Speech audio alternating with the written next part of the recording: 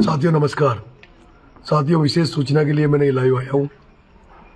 आप तमाम जो इस चुनाव को संभाल रहे हैं उनसे मेरा हाथ जोड़ कर आग्रह है कि एक तो कोई भी गाड़ी अब सड़क पर नजर नहीं आनी चाहिए। मैं प्रशासन का बहुत बहुत धन्यवाद दूंगा कि प्रशासन ने हमें बहुत इस चुनाव में कोऑपरेट किया है और उम्मीद करता हूँ कि 11 तारीख तक प्रशासन कोऑपरेट करेगा। और अगर कहीं भी, क्योंकि आदेश हो गया है ऊपर से, सरकार हमारे खिलाफ है, ओम बिरला भाया की तरफ से चुनाव लड़ रहा है, ऐसे में वसुंधरा जी और ओम बिरला दोनों मिलकर जो भी हथकंडे हो सकते हैं हमें रोकने के वो हथकंडे अपनाएंगे। और अभी ये आदेश हो गया है कि जितनी भी बाहर की गाड़ियां हैं उनको जब्त किया जाए। ऐसे मेरा सभी लोगों से आग्रह है कि आप सब लोग कहीं भी सड़क पर नजर नहीं आए, अपने अपने तरीके से रहें। और अगर कहीं पुलिस या प्रशासन कहीं भी आपकी गाड़ी को जब्त करता है या कोई गिरफ्तारी होती है तो विरोध करने की जरूरत नहीं है, किसी तरह का प्रशासन से टकराने की जरूरत नहीं है। हमें एक दिन बंद करेंगे, 2 दिन बंद करेंगे, बाद में जमानत करा लेंगे और ना ही बौखलाने की जरूरत है, ना ही विचलित होने की जरूरत है आपको, क्योंकि हम चुनाव जीत रहे हैं। इसलिए हमें शांति बनाए रखनी है। जो भी प्रभारी अगर उनको लगता है कहीं इस तरह का, तो वो जो उन्होंने टीमें तैयार करी है गाँव में, उनको वो ट्रेनिंग दे दे।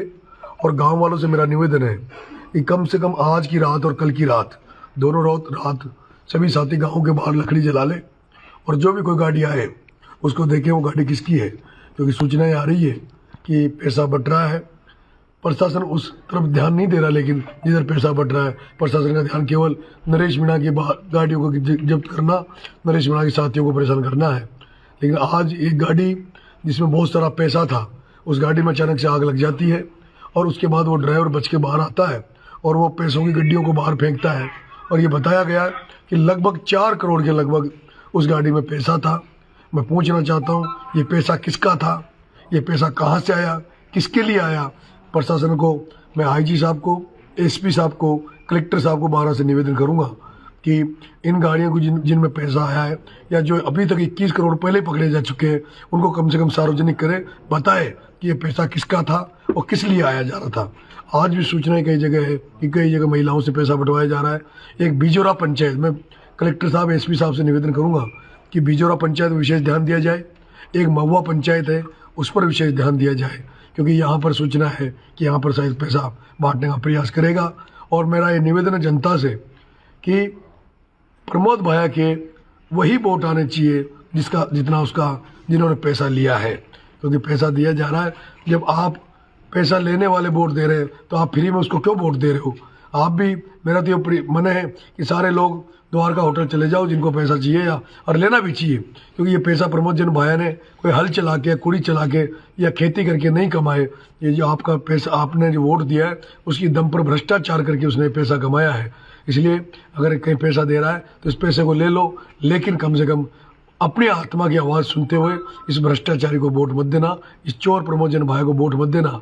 अगर जो व्यक्ति ऐसी कंडीशन में भी, जो सब लोग जानते हैं कि चोर है, भ्रष्ट है, इसके लोग जो गांव में अत्याचार करते हैं, सबको ये पता है, उसके बाद भी अगर जनता इसको वोट देती है, इसका मतलब कहीं न कहीं जनता भी इस भ्रष्टाचार में, उस चोर इसकी जो चोरी है उसमें वो लोग शामिल होंगे जो इसको वोट देंगे। इसलिए इसको तो वोट बिल्कुल ही नहीं देना। मुझे विश्वास, वैसे तो मेरे आने से लोगों को थोड़ा बहुत भरोसा हुआ है कि राजनीति बदल सकती है, राजनीति बदलेगी और अच्छे लोगों के लिए, किसानों के लिए राजनीति की जाएगी। आप तमाम लोगों से निवेदन है, परसों तक 11 तारीख तक अलर्ट मोड पे रहे।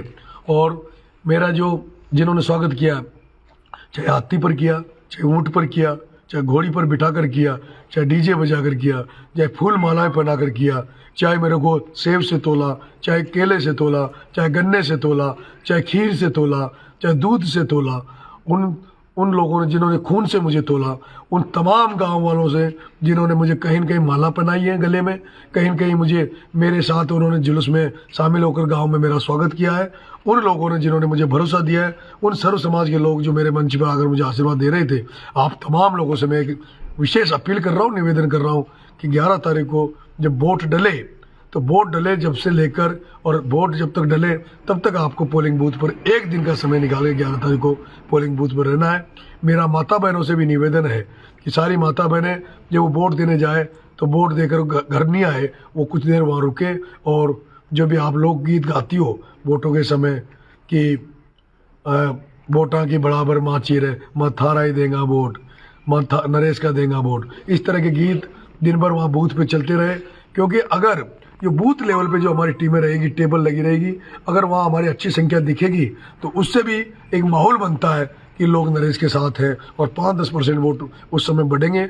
इसलिए तमाम लोगों से, तमाम गांव वालों से, तमाम जो लोग मेरे साथ इस चुनाव में मेहनत करी है, जिन्होंने पसीना बहाया है, उस पसीने का अंतिम समय आ गया अब कि 2 दिन का समय बचा है। लेकिन 11 तारीख को विशेष रूप से आपसे हाथ जोड़ के निवेदन है कि मेहनत करने का 11 तारीख मेन दिन है। उस दिन आप थोड़ा सा खेती बाड़ी से समय निकाल के, क्योंकि खेती बाड़ी का समय आ गया, तो आप बूथ पर जहाँ वोट डलें वहाँ पूरी संख्या में रहे। मैं प्रत्येक बूथ पर आपसे मिलने आऊँगा। सुबह सोरसर माता जी के 11 तारीख को दर्शन करूँगा, उसके बाद सोरसर माता जी से रवाना होकर प्रत्येक बूथ पर जाने का प्रयास करूँगा। पूरी विधानसभा में एक एक बूथ में जाऊँगा और सभी लोगों से वहाँ मिलूँगा। अब मुझे उम्मीद है आप बूथ भी संभालेंगे, मैनेजमेंट भी संभालेंगे और मुझे ज़्यादा से ज़्यादा वोट देकर चुनाव जिताएंगे। बेटी कौन चुनाव जीतेगा? कौन जीतेगा? नाम बोलो। है नरेश मीणा। चुनाव कौन जीतेगा? आपका क्या नाम है? ईदू धाकड़। ईदू धाकड़। कौन सा गांव है ये अपना? कौन सा गांव है? कौन सा गांव है? रातड़िया। तेरे दादू का नाम क्या है? बड़े पापा का नाम बताओ। बिरदीलाल जी मालव। बद्रीलाल जी मालव। और पापा का नाम? मनीष। पूरा नाम बताओ ना, क्या नाम है? मनीष। और मम्मी का? मम्मी को दीपिका। और मामा कहाँ है तेरे? अंता। तूने मामा को बोला मेरे लिए वोट देने के लिए? है? बोला? अरे वाह। किसको वोट दिलाएगी? अरे वाह, धन्यवाद।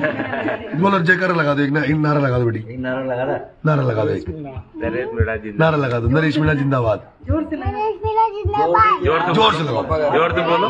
जोर से लगाओ बेटी। पैसे दूंगा, चॉकलेट दूंगा। ऐसा नहीं है, एक बार लगाओ। देखो टीवी पे देखो, उधर देखो, लगा दो एक बार, लगा। वो मम्मी बोल रही तुम्हारी। हाँ एक बार, जैसे इंकलाब जिंदाबाद। अंदर लगा रही